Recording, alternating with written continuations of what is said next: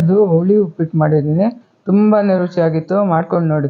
ಇದಕ್ಕೆ ದಪ್ಪದ ದಲಿಯ ಬರುತ್ತಲ್ಲ, ಅದು ತಗೋಬೇಕು. ಇಲ್ಲಿ ನೋಡಿ, ಒಂದು ಲೋಟ ಸಣ್ಣ ಲೋಟ ತಗೊಂಡಿದ್ದೀನಿ. ಇಷ್ಟು ಹಾಕಿದರೆ ಸಾಕು, ಇಬ್ಬರು ಆರಾಮಾಗಿ ತಿನ್ಬೋದು. ಸ್ವಲ್ಪ ಕಲರ್ ಚೇಂಜ್ ಆಗೋವರೆಗೂ ಘಮ ಬರುತ್ತೆ, ಅಲ್ಲಿವರೆಗೂ ಹುರಿದು ಒಂದು ಬೌಲ್ಗೆ ಹಾಕ್ಕೋಬೇಕು. ನಾನು ಚಿಕ್ಕ ಕುಕ್ಕರ್ ಇಟ್ಬಿಟ್ಟು ಎಣ್ಣೆ ಹಾಕ್ತಾಯಿದ್ದೀನಿ, ಕಡಲೆಕಾಯಿ ಎಣ್ಣೆ, ಸಾಸಿವೆ, ಇಂಗು ಸ್ವಲ್ಪ ಹಾಕ್ಕೊಳ್ಳಿ. ಹುಳಿ ಹಾಕೋದ್ರಿಂದ ಇಂಗು ಹಾಕಿದರೆ ಚೆನ್ನಾಗಿರುತ್ತೆ. ಉದ್ದಿನಬೇಳೆ, ಕಡಲೆಬೇಳೆ, ಕರಿಬೇವು, ಈರುಳ್ಳಿನ ದೊಡ್ಡ ಈರುಳ್ಳಿ, ಸಣ್ಣ ಈರುಳ್ಳಿ ಸ್ವಲ್ಪನೇ ಇತ್ತು, ಆ ಸಾಂಬಾರು ಈರುಳ್ಳಿ ಅದನ್ನೂ ಹಾಕ್ತಾಯಿದ್ದೀನಿ. ದೊಡ್ಡದೊಂದೆರಡು ಈರುಳ್ಳಿ ಜಾಸ್ತಿ ಹಾಕ್ಕೊಳ್ಳಿ, ರುಚಿಯಾಗಿರುತ್ತೆ. ಹಸಿಮೆಣ್ಸಿನ್ಕಾಯಿ, ಉಪ್ಪು ಸ್ವಲ್ಪ ಹಾಕ್ಬಿಟ್ಟು ಫ್ರೈ ಮಾಡ್ಕೋಬೇಕು. ಹಸಿಮೆಣ್ಸಿನ್ಕಾಯಿ ಉದ್ದಕ್ಕೆ ಸೀಳು ಹಾಕ್ಕೊಳ್ಳಿ, ರೌಂಡಿಗೆ ಬೇಡ, ಉದ್ದಕ್ಕೆ ಹಾಕ್ಕೊಂಡ್ರೇ ರುಚಿ ಇದಕ್ಕೆ. 2 ಲೋಟ ನೀರು, 1 ಲೋಟ ಹುಳಿ ಹಾಕ್ತಾಯಿದ್ದೀನಿ.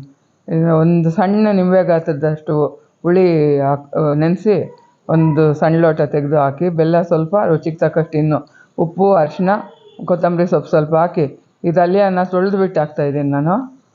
ಸ್ವಲ್ಪ ಇದು ಮುದ್ದೆ ಥರ ಇದ್ರೇ ಚೆನ್ನಾಗಿರುತ್ತೆ, ಯಾಕೆಂದರೆ ಈ ದಲಿಯ ಕ್ರೀಮ್ ಥರ ಬರುತ್ತೆ, ತುಂಬಾ ರುಚಿಯಾಗಿರುತ್ತೆ. ಅದಕ್ಕೆ ಸ್ವಲ್ಪ ಮುದ್ದೆ ಥರ ಮಾಡಿಕೊಂಡ್ರೆ ಇನ್ನೂ ರುಚಿಯಾಗುತ್ತೆ. ಉದುರು ಬೇಕು ಅಂದು 2.5 ಹಾಕ್ಕೊಳ್ಳಿ ನೀರು, ಅದು ಚೆನ್ನಾಗಿರುತ್ತೆ. ಆರಿದ ಮೇಲೆ ಇನ್ನೂ ಗಟ್ಟಿ ಆಗೋಗುತ್ತೆ ಇದು. ನಾವು ಬಿಸಿನೇ ತಿಂದುಬಿಟ್ರೆ ತುಂಬ ರುಚಿ ಇರುತ್ತೆ. ಕಾಯಿ ತುರಿ ಹಾಕ್ಕೊಂಡು ಫ್ರೆಶ್ಶಾಗಿ ತಿನ್ಬೇಕು ನೋಡಿ, ಅಷ್ಟು ಚೆನ್ನಾಗಿರುತ್ತೆ. ಎಲ್ರಿಗೂ ಇಷ್ಟ ಆಯಿತಾ? Like, share, subscribe.